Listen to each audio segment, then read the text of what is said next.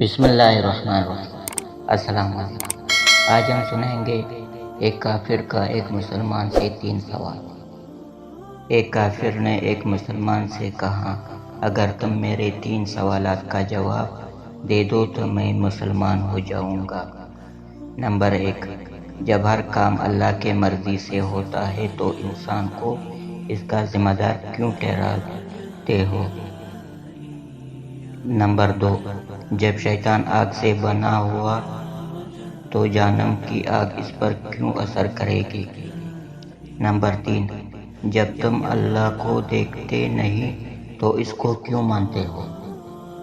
مسلمان نے ان تینوں سوالات کے جوابات میں قریب پڑا ہوا مٹی کا ڈیلا اٹھا کر کافر کو مارا۔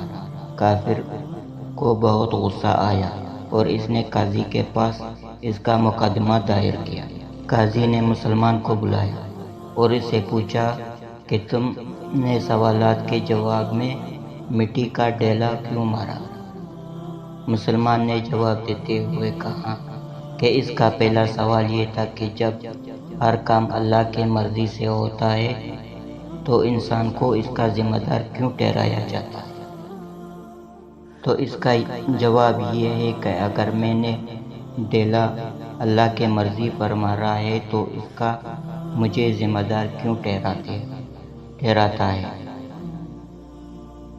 دوسرا سوال یہ تھا کہ جب شیطان آگ سے بنا ہوا ہے تو جہنم کی آگ اس پر کیوں اثر کرے گی؟ انسان مٹی سے بنا ہوا ہے، مٹی ڈیلے نے اس پر کیسے اثر کیا؟ تیسرا سوال یہ تھا کہ جب تم اللہ کو دیکھتے نہیں تو اس کو کیوں مانتے ہو؟ اس کا جواب یہ ہے کہ جب اس سے درد نظر نہیں آتا تو درد کیوں محسوس کرتا ہے؟ تمام سوالات کا جواب سن کر وہ کافر مسلمان